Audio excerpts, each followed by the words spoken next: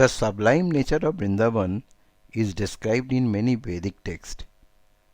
The Adi Baraha Puran states, O Prithvi, Mother Earth, this 12th forest of Vrindavan is the destroyer of all vices and is protected by Yamuna Devi. It is certainly my favorite place. Here I will perform pastime with my Gopas and Gopis in the famous beautiful places which are beyond the attainment of the demigods. Vrindavana is described in the Skanda Purana, Mathura Khanda as follows. Vrindavana is completely under Vrinda Devi's grace. Sri Hari himself lives in this splendid, incomprehensible place which is served by the demigods headed by Brahma and Shiva.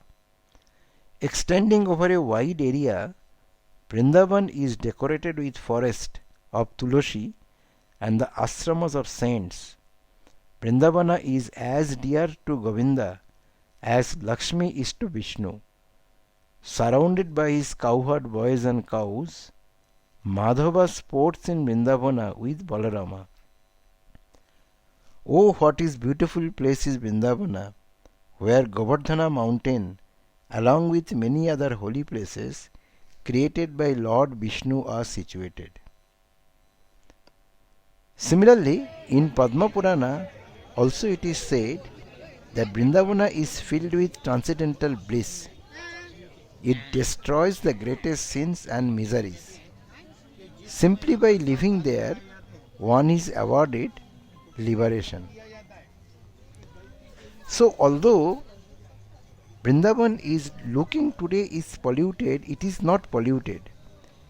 In fact, Vrindavan is always helping us.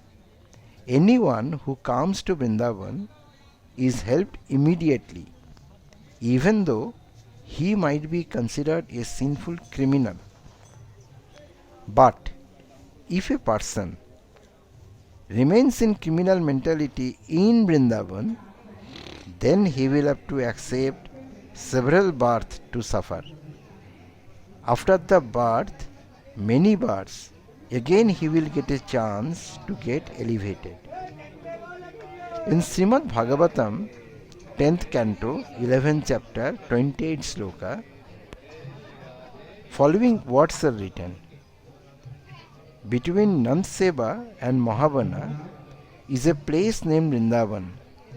This place is very suitable because it is lush with grass, plants and creepers for the cows and other animals. It has nice gardens and tall mountain and is full of facilities for the happiness of all the Gopas and Gopis and our animals.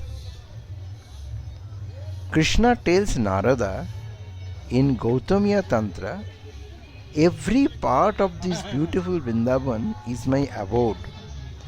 Every creature or demigod who lives in his place will attain Goloka Dhama after death. The cowherd girls who live in my abode are actually yoginis. The 5 jojanas of Vrindavan forest are like my body, and the spinal cord of the body is the Kalindi, which is nothing but Yamuna river, which flows with nectarian water. In Skanda Purana, Narad Muni said, in this world Vrindavan is the Vaikuntha of Govinda. Vrinda and other female devotees of Krishna also remain there. O Mahapala, those great souls who get darshana of Govinda in Vrindavana are the most glorified persons in the world. Simply by visiting the deity of Govinda in Vrindavan, one becomes highly elevated in pious life. In the book Upadeshamrita, Srila Rupa Goswami has written, the holy place known as Mathura is spiritually superior to Vaikuntha, the transcendental world, because the Lord appeared there. Superior to Mathurapuri, is the transcendental This is the forest Teri of Kadamba Vrindavan tree on which because Lord of Krishna Krishna's Rasa Leela pastime. jumped to And Kalyana superior to to the Yamuna forest Devi of from Vrindavana there. is Govardhan Hill, for it was raised by the divine hand of Sri Krishna and was the site of his various loving pastime. And above all, the super excellent Sri Radha Kundo stands supreme, for it is overflooded with the ambrosial nectarian prema of Lord Gokula. So when we visit such a transcendental place like Vrindavana, we should never visit like a tourist.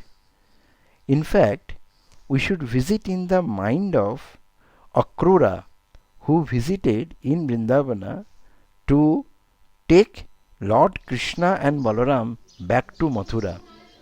And in Akrura's arrival, in the Krishna book, Srila Prabhupada has written, and I quote, "Out of extreme jubilation upon seeing the dust touched by the lotus feet of Krishna, Akrura fell flat on his face and began to roll on the ground." Akrura's journey to Vrindavana is exemplary. One who intends to visit Vrindavana should follow the ideal footsteps of Akrura and always think of the pastimes and activities of Lord. As soon as one reaches the boundary of Vrindavana, he should immediately smear the dust of Vrindavana over his body without thinking of his material position and prestige. In Chaitanya Charitamrita, Srila Prabhupada writes, "Those who have not attained the stage of spontaneous love for Krishna should not live in Vrindavana very long. It is better for them to make shorter visit." Antalila 13.39 purport. Srila Prabhupada particularly recommended visiting the 7 principal temples in Vrindavan, which were established by the 6 Goswamis, the direct followers of Lord Chaitanya or their contemporaries. These temples are Sri Radha Madan Mohan, which was founded by Sri Sanatan Goswami, Sri Radha Govinda Deva, which was founded by Sri Rupa Goswami, Sri Radha Gopinath Ji, which was done by Sri Madhu Pandit, Sri Radha Damodar Temple, which was founded by Sri Jiva Goswami, Sri Radha Shyam Sundar, which was done by Sri Shyamananda Pandit, Sri Radha Ramana, done by Sri Gopal Bhatta Goswami, and Sri Radha Gokulananda, which was done by Sri Lokanath Goswami. However, Srila Prabhupada also maintained in Srimad Bhagavat 10th Canto, chapter 84 and verse number 13, that there is a danger of a superficial pilgrimage to Vrindavan. He has written, and I quote, "A human being who identifies the body made of 3 elements as self, who considers the byproducts of the body to be his kinsmen, who considers the land of his birth worshipable, and who goes to a place of pilgrimage simply to bathe rather than to meet men of transcendental knowledge there, is to be considered like a cow or an ass." So we can conclude, as pilgrims, we should understand that a visit to the holy Vrindavan Dham is not a vacation from devotional service. Rather, devotional service rendered in holy Dham earns 1,000 times more benefit than the same service rendered outside the Dhama. The present day Vrindavan, what we see, is mostly contribution by Sri Chaitanya Mahaprabhu and his disciples. Sri Chaitanya Mahaprabhu, who incarnated as Channa Avatar in the mood of Śrimati Rādhārāni, he actually wanted to rediscover Vrindavan, and he was searching all the places which were important 5000 years ago when Lord Krishna was on this planet. Sri Chaitanya Mahaprabhu actually searching very seriously for Radha Kundo, as Radha Kundo is the topmost devotional place in Gaudiya Vaishnava. And Sri Chaitanya Mahaprabhu finally, when he found Radha Kundo, it was a small pond, and he took bath in that pond, and he realized that this is Radha Kundo. He asked his disciples to excavate that Kundo. Today, in the same place, a very good lake is available, which is Radha Kundo, and beside that there is Sham Kundo. The contribution goes to Raghunath Das Bhatta Goswami and Sri Jiva Goswami, who placed all their effort to create these kundas. All the temples what we are finding today, those temples originally were founded by Sri Chaitanya Mahaprabhu's disciples only. So, Srila Rupa Goswami and Sanatan Goswami, who are the leader of the all six Goswamis, they have actually told us that when we visit Vrindavan, we should consider this is a transcendental place and should not by any chance make any Dham Aparadh, which is very predominantly possible to happen if we are in Vrindavan unknowingly. Nowadays, some visitors consider Vrindavan to be in unclean city because there are many monkeys, hogs, dogs, etc. And along the bank of Yamuna, there is lot of refuse.